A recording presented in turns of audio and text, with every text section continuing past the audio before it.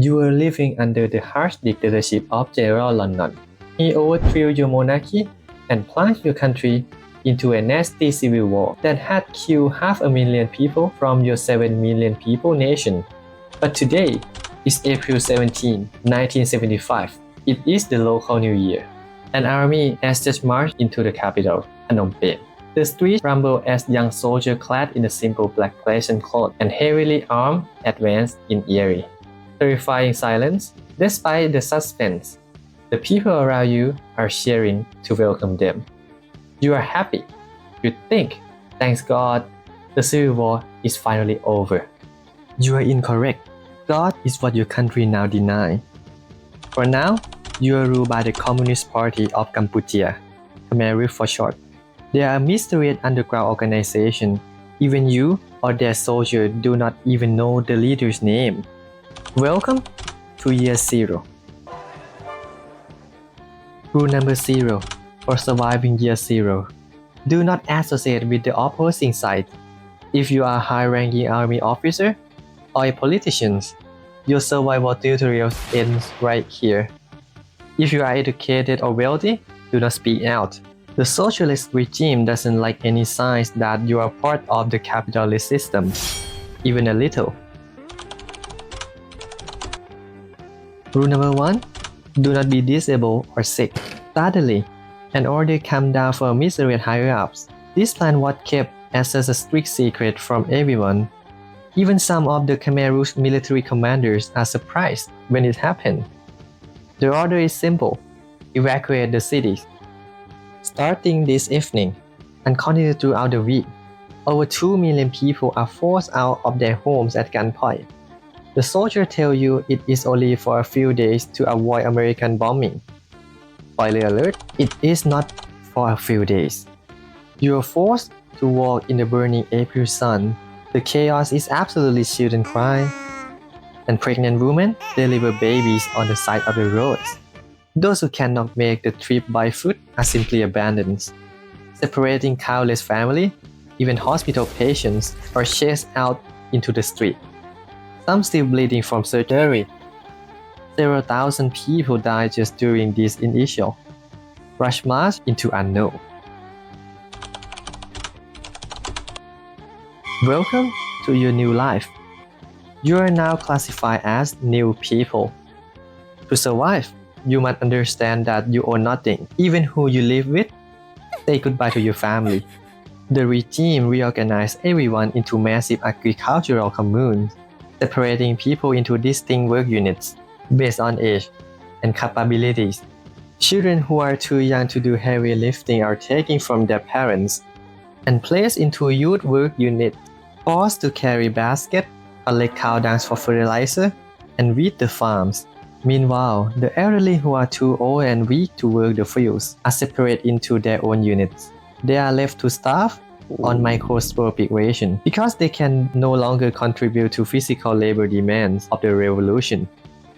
Every detail of your existence is strictly controlled. Private properties, money, and religion are completely outlawed. You are completely stripped of your belongings, forced to wear the exact same loose black pajama clothes, and given the exact same haircut. You are no longer a teacher, a shop owner, or an individual.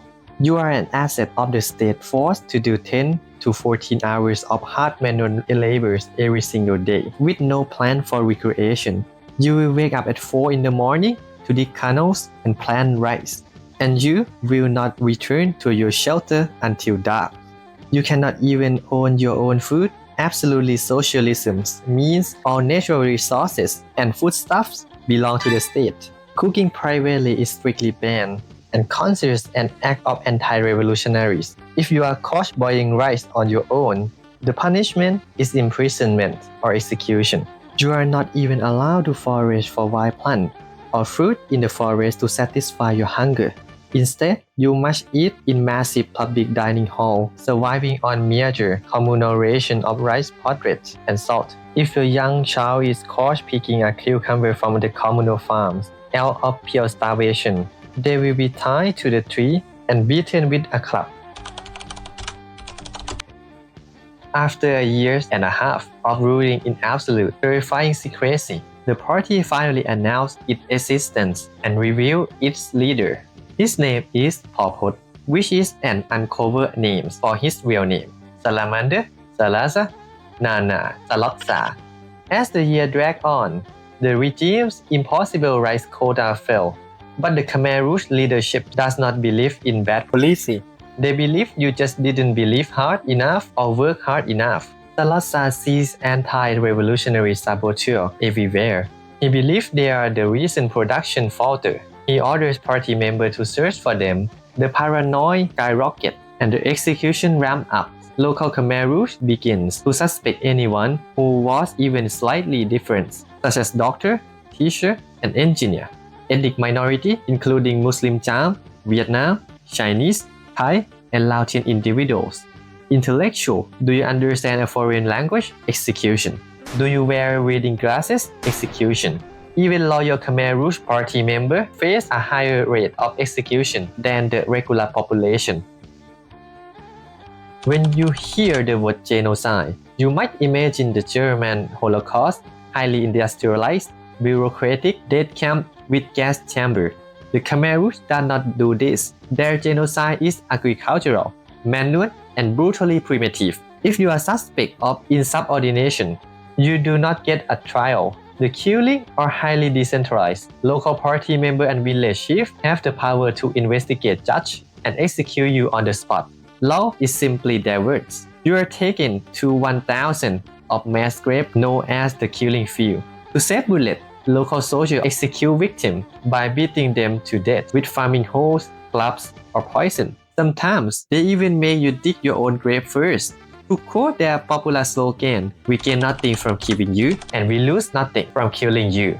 If you are a high-value target, you might be sent to one of over 150 torture centers, and most famous is located at Tos Leng Security Prison 21 or S21, a former high school where at least 18,000 people are imprisoned and tortured. Locals know it as a place where you only walk in, but you never walk out. To survive it, you must be irreplaceable. For example, a man was spared because he is the only mechanic available. Thought he stayed as a prisoner while having to fix their machineries. How does this nightmare end? The Khmer Rouge decide it is a good idea to pick a fight with Vietnam. They believe Cambodian minorities in Vietnam will want to rise up and join their revolution. After years of border skirmish and extreme paranoia about a Vietnamese invasion, the Khmer Rouge successfully provoked their neighbors. In late 1978, the Vietnamese army, backed by defected Khmer Rouge members, launched a full-scale invasion into Cambodia.